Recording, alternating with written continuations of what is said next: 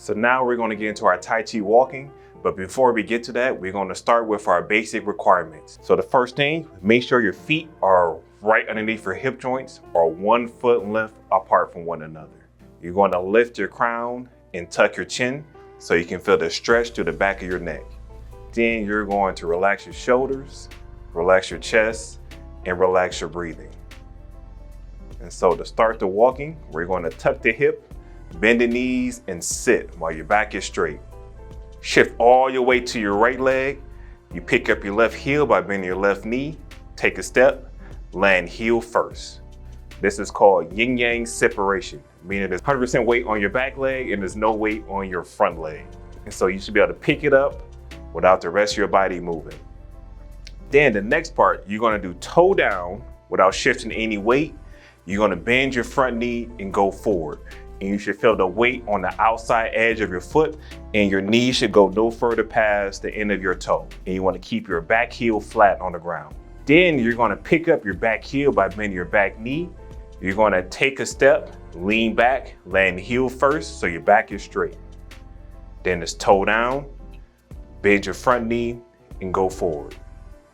You pick up the back heel, take a step, lean back, toe down, bend your knees, and go forward. And it's rinse to repeat. So now we're gonna do the backwards walking.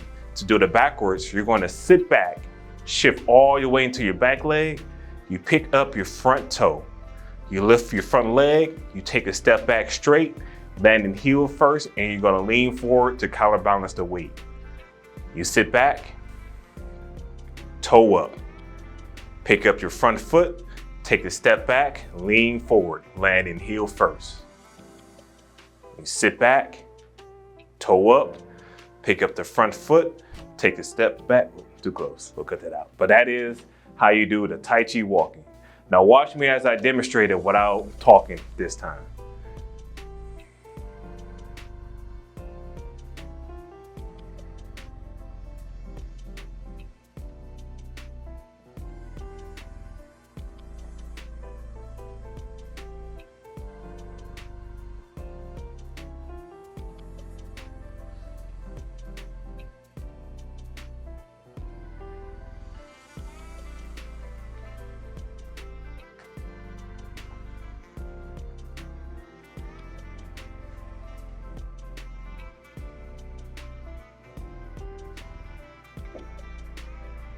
So now that you practiced this a couple times, continue to work on this, and then I'll see you in the next video.